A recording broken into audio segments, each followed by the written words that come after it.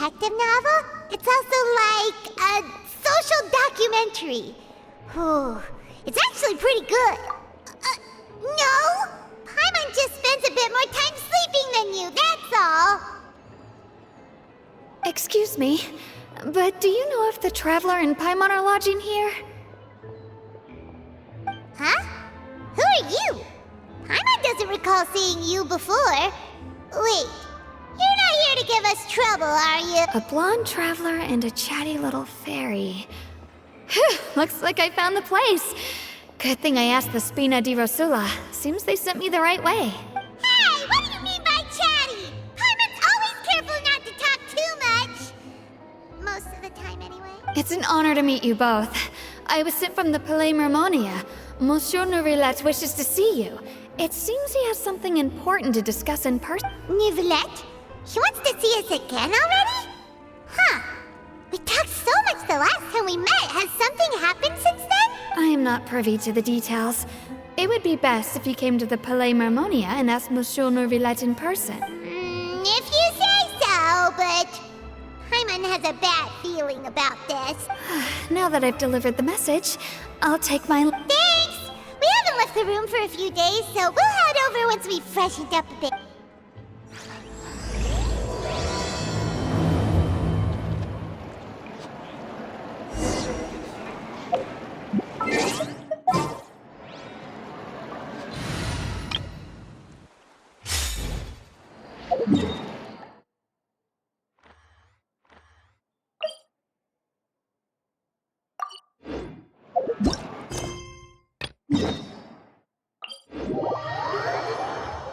Let's move out.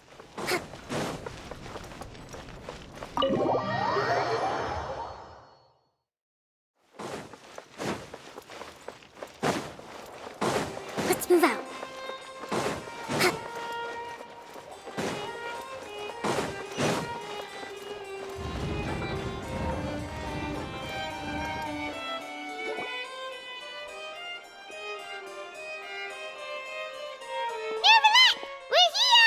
Did you want to see us about something?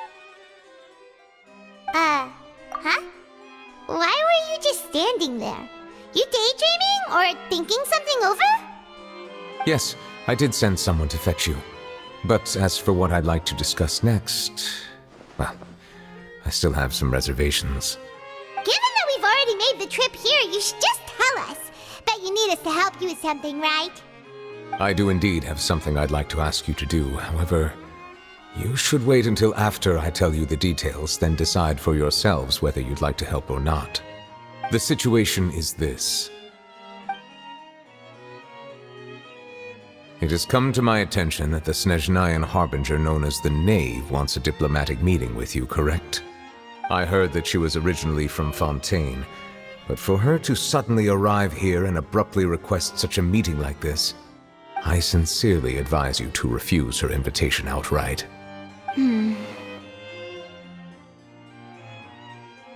I'm sure you're aware that her purpose is most likely related to Child's recent predicament.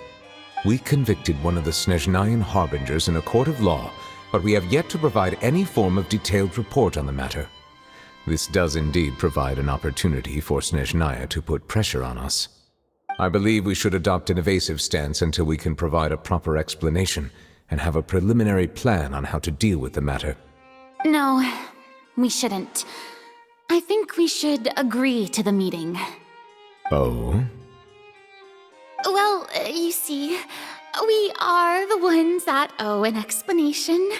If we keep putting off the meeting, it could easily result in the problem escalating, right? It's like a fight between two friends. If they don't agree to see each other and talk in person, isn't it possible that the friendship could end entirely?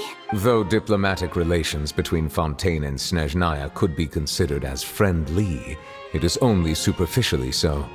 You wouldn't go so far as to say that our nations are friends, as you did in your example. It was just an analogy. An analogy, okay? Moreover, even if we were to talk in person, if we don't have sufficient information prepared, it is quite possible the result wouldn't be restored relations, but a complete falling out. I don't think we should overthink those possibilities yet. Even if the logic of the divine is not immediately apparent, its wisdom will only be revealed with time. Besides, you'll be at the meeting. If any problems do pop up, you'll have no problem navigating them. I must clarify that interacting and communicating with people outside of court is not my cup of tea.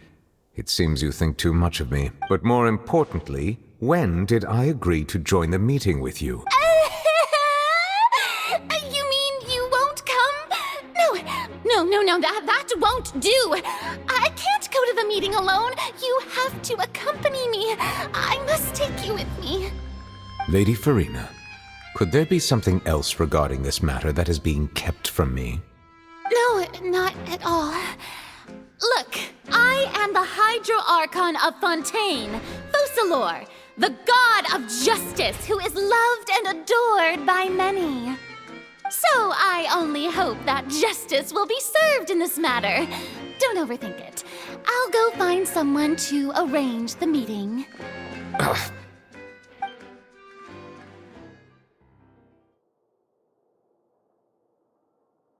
Though it could officially be considered a diplomatic conference, I prefer to see our meeting today as an ordinary tea party. I assume you see it the same way, Miss Farina?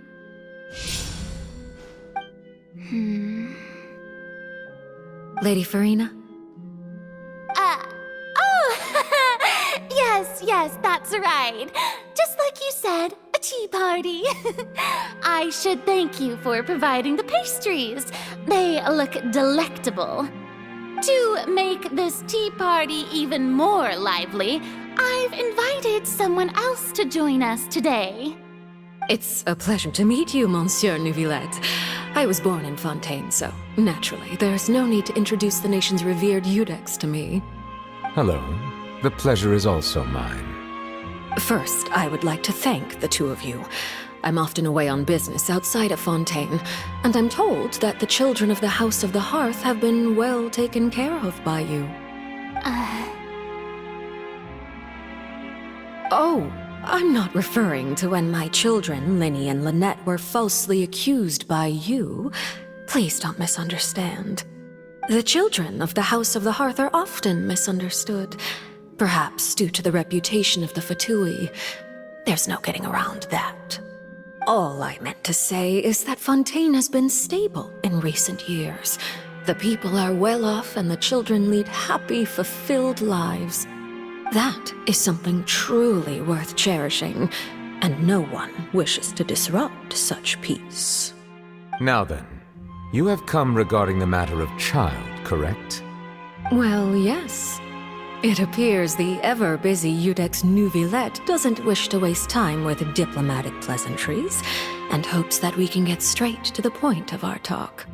Yes, as you surmised, understanding child's situation is indeed one of the goals of this trip. As we are both diplomats from Snezhnaya, as well as Fatui harbingers, Child and I have always been colleagues. Were anything to happen in Fontaine, each of us would serve as the other's attorney to resolve the issue. So now, in my capacity as his attorney, I request that Child be turned over to Snezhnaya. We have a responsibility to cooperate with Fontaine and resolve what has happened to him together. The rules governing attorneys only apply before a trial has concluded. Since a verdict has already been rendered, we see the case as settled. I apologize for being unable to grant your request. An outright refusal. Very well. I respect all the rules of Fontaine's courts, just as I respect you as Chief Justice. Okay, why don't we back up a step?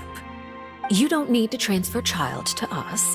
I only request to enter the fortress of Meripede to see Child and confirm his condition. It's not like you couldn't even manage to fulfill a simple request like that. Right, Miss Farina? About that. The fortress of Meripede has always been completely autonomous. Even we have no authority to interfere there, and diplomatic issues do not suffice as an excuse. However, if you absolutely must confirm the situation of the Harbinger, I have a proposal.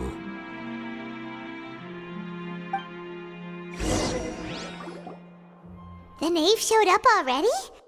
Well, Lenny did say that Father will be returning soon.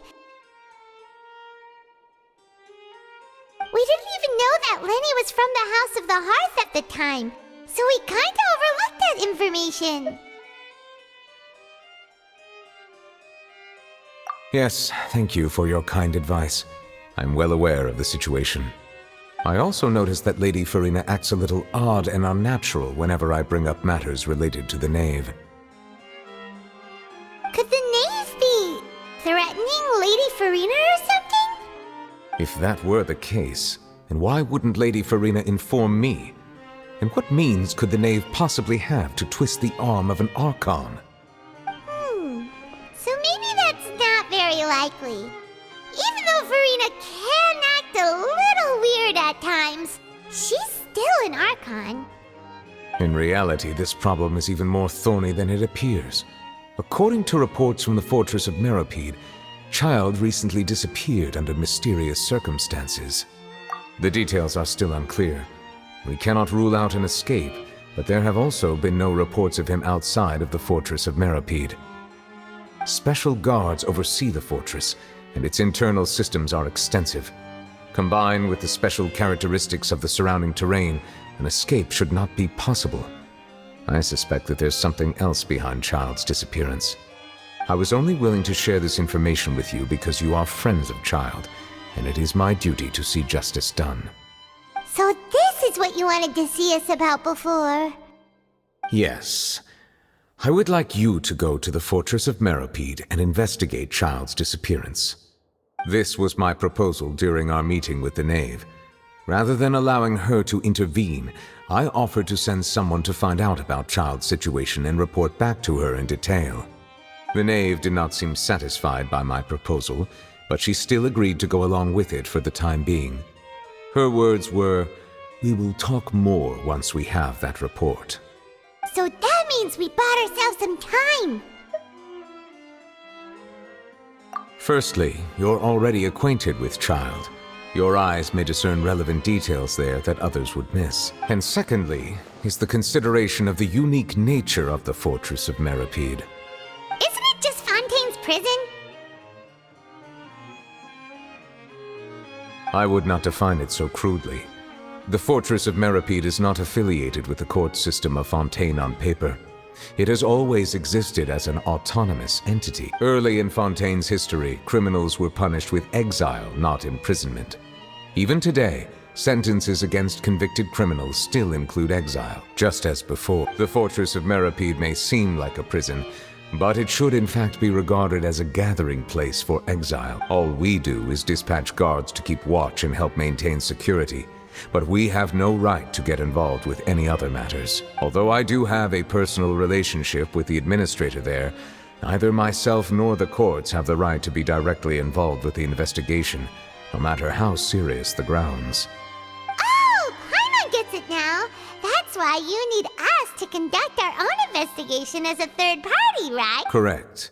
I will arrange false charges against you so that you may secretly investigate inside the fortress during your detention. This will save us a lot of unnecessary trouble. So, are you two willing to accept my proposal? Yeah, no matter how you look at it, it seems we're the best choice. Alright, we hereby accept this difficult task. Reluctantly.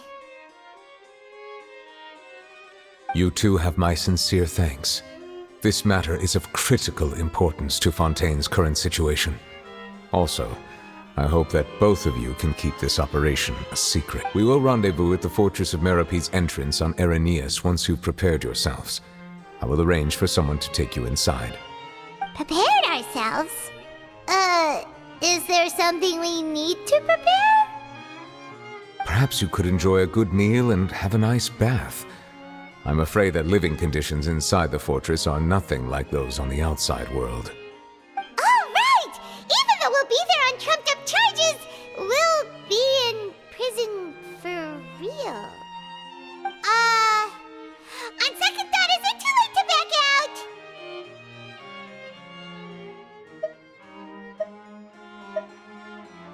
Please do not worry.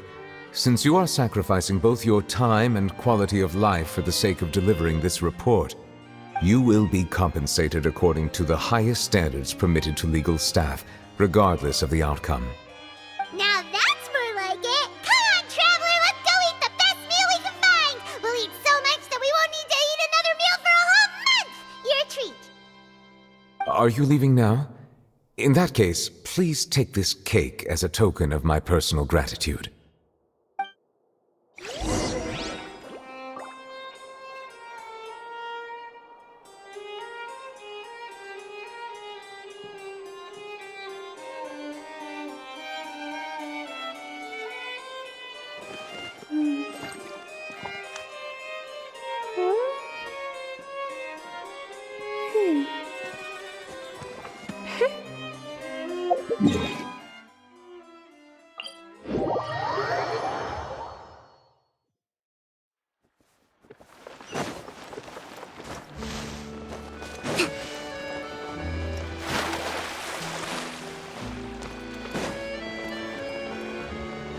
Breathtaking.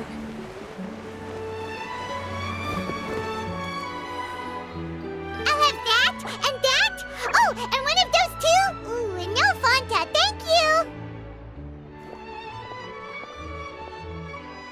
That cake was pretty good. But as soon as Paimon remembered that we were about to go to prison, Paimon's stomach suddenly became completely empty. Now that Paimon thinks about it, we've always been super careful ever since we arrived in Fontaine. Just to avoid breaking any strange laws here. But here we are, about to willingly send ourselves off to the Fortress of Meropide. Maybe this is what they call fate. Let's just try our best to investigate everything quickly once we get there. Paimon doesn't want to stay in prison too long. Oh, what is that I hear? Is it the taste of a breaking story? Hey! You can't hear a taste! And what are you doing here, Charlotte?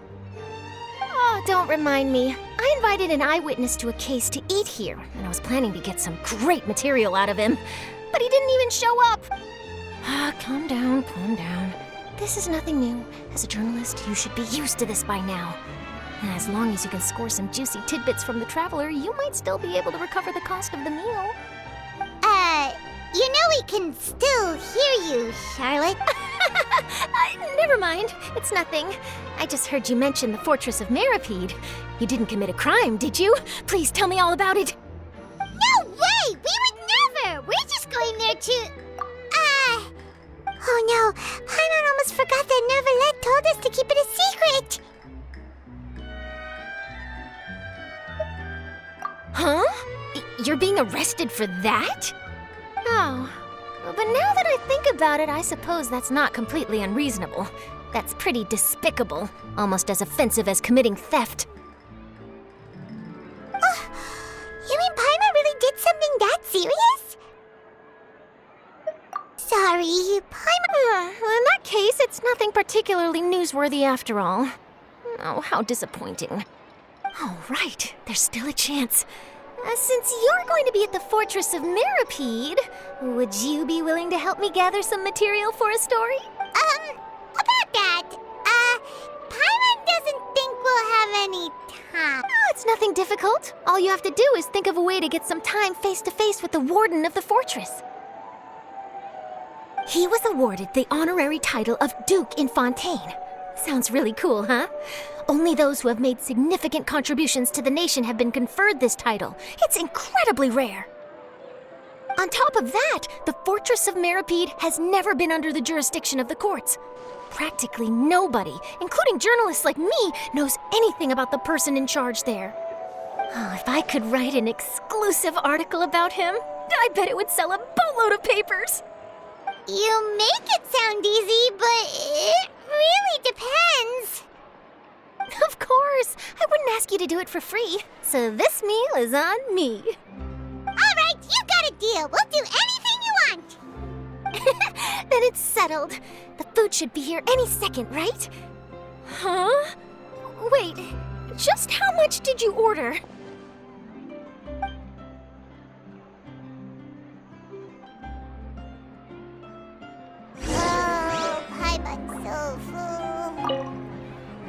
had no idea you could eat so much. That didn't go according to plan. Please, please, don't forget about the material for my news art.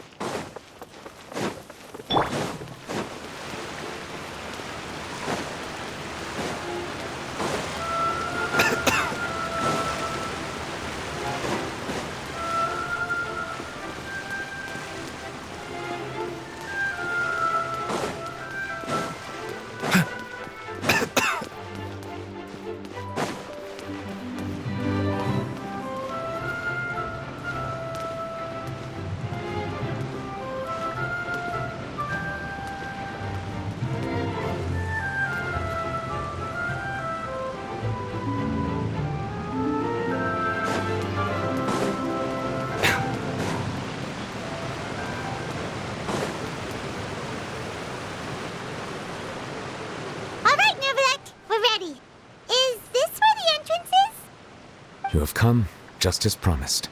Yes, this is the one and only entrance to the fortress of Meripede from Irenaeus. Careful. You may want to step back a bit.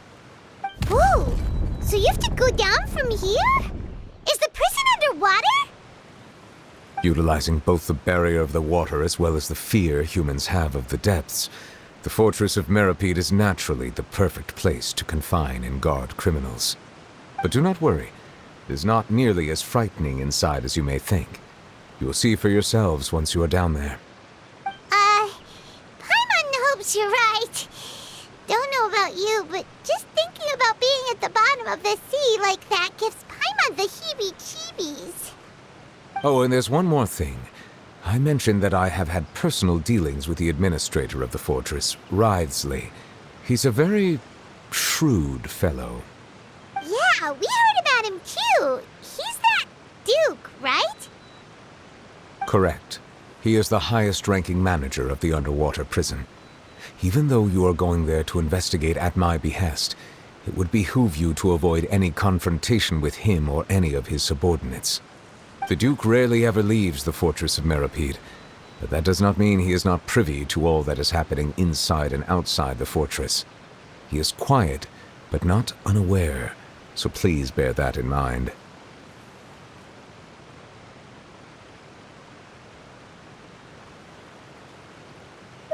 All right, that's about all the time that we have to talk privately. I'm counting on you two. Don't worry, we won't let you down. Good. Madeline! I'm here, Monsieur Nervalet. These two are the newest convicts, I presume? Don't worry, they won't escape on my watch. Like we would try. Please follow me, you two. I'll process your paperwork for entering the Fortress of Meripede.